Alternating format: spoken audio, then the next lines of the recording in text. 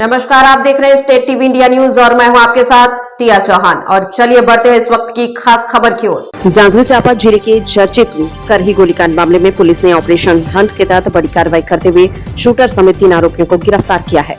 हालांकि इस सनसनीखेज हत्याकांड का मुख्य साजिशकर्ता अब भी पुलिस की पकड़ से बाहर बताया जा रहा है।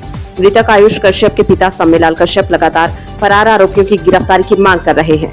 परिवार का आरोप है कि पुरानी रंजिश और सुपारी कनेक्शन के चलते इस वारदात को अंजाम दिया गया। बताया जा रहा है कि 23 से 24 अप्रैल की दरमियानी रात ग्राम करही में नकाबपोश बदमाशों ने घर में घुसकर आयुष कश्यप की गोली मारकर हत्या कर दी थी, जबकि उसके छोटे भाई को गंभीर रूप से घायल कर दिया गया था। घटना के बाद पूरे इलाके में सनसनी फैल गई थी।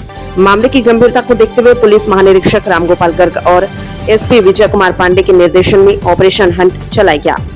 करीब 1 महीने तक चली जांच में पुलिस ने 7 राज्यों में दबिश दी, 200 से ज्यादा सीसीटीवी फुटेज खंगाले और साइबर इनपुट के आधार पर 3 आरोपियों को गिरफ्तार किया। पूछताछ में उधारी विवाद, बढ़ता प्रभाव और व्यावसायिक प्रतिस्पर्धा को हत्या की वजह बताई गई है। पुलिस ने आरोपियों के पास से पिस्टल, मैगजीन और घटना में प्रयुक्त बाइक भी बरामद की है। पुलिस का कहना है कि मुख्य आरोपी और अन्य सहयोगियों की तलाश लगातार जारी है और जल्द ही मामले में और बड़े खुलासे हो सकते हैं।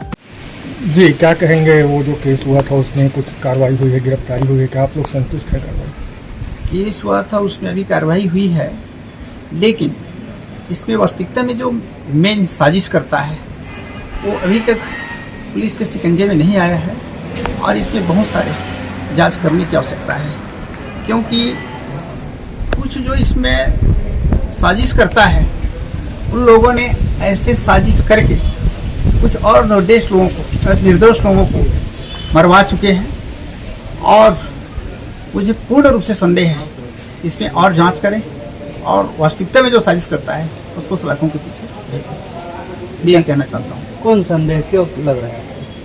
संदेह में किसका नाम सामने ले रहे हैं? संदेह में कुछ को वे लोग लग रहे हैं जिन लोगों ने वर्तमान में अभी रेत घाट को लिए हैं, जिन लोगों ने एक लंबे अरसे से मेरे लड़कियों को परेशान कर रहे थे, उनके ऊपर मेरे को पूर्ण रूप से संदेह है। पुलिस ने अभी कुछ संदेहियों को पकड़ा है, क्या इनमें आपका जो संदेह है वो लोग शामिल हैं क्या? इसमें एक व्यक्ति को बोल रहे हैं कि हम लोगों ने पकड़े हैं कह करके। मैं तो चाहता हूं कि उनको पूछेंगे कड़ाई से भीड़ करके तो निश्चित है मेरे इसमें जो साजिश करता है वो सामने आएगा। अभी 3 आरोपी पकड़ाए हैं, हाँ, वो आपके सही लग रहे हैं कि आपके ऊपर दुश्मनी था आपसे? ऐसा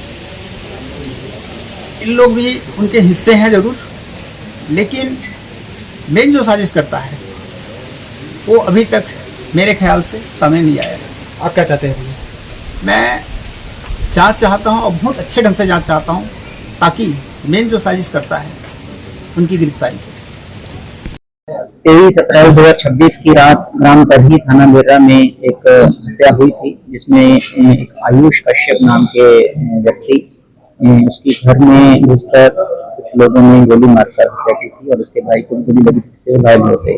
आज उस हत्या के केस का हमने खुलासा किया है, जिसमें के 3 आरोपी हैं, भूषण बघेल, अमित टंडन और हेमंत कुमार बघेल। ये दोनों ग्राम करही के रहने वाले हैं। इन्होंने उसके घर में घुसकर उसको जो विक्टिम है उसकी हत्या की थी। तो इस तारतम्य में इनकी गिरफ्तारी हुई है। पुलिस की टीम जो है इसमें शामिल रही है, जिला जांजगीर की, बिलासपुर की, कोरबा, तीनों जिलों की टीमें हमने इसमें लगाई थी। तो इस घटना का मुख्य उद्देश्य जो है व्यावसायिक प्रतिस्पर्धा और उनके जो मृतक के आयुष का जो बढ़ता प्रभाव उसको लेकर गांव के व्यक्ति हैं उनके जो ईर्ष्या थी वो मुख्य कारण था इसका। और इसमें जो और साजिशकर्ता कौन है या जो अन्य लोग जिन्होंने कैमरा को तोड़ने का भी काम किया था, उन लोगों के बारे में अभी देखना जारी है और शीघ्र ही इसके भी रिजल्ट सुपारी की लिंक है किस तरह का? इसमें जो अभी आरोपियों की पूछताछ में प्रथम विषय सुपारी की लिंक ही प्रतीत हो रही है, परंतु जो मुख्य साजिश करता है उसके पकड़े जाने पर और अन्य खुलासे किए जा सकते हैं। सर, इल्जाम देने के बाद आरोपियों को यहाँ से भागने में कितना समय लगा? लॉजिस्टिक सपोर्ट या फिर तनाव के बाद वो होटल नेटवर्क किनका था उनके बारे में कोई मुझे उसी गांव के ही लड़के हैं, तीनों वहीं के लड़के हैं, उम्र इनकी 23 वर्ष और 28 वर्ष है, तो उसी गांव में ही रहते हैं।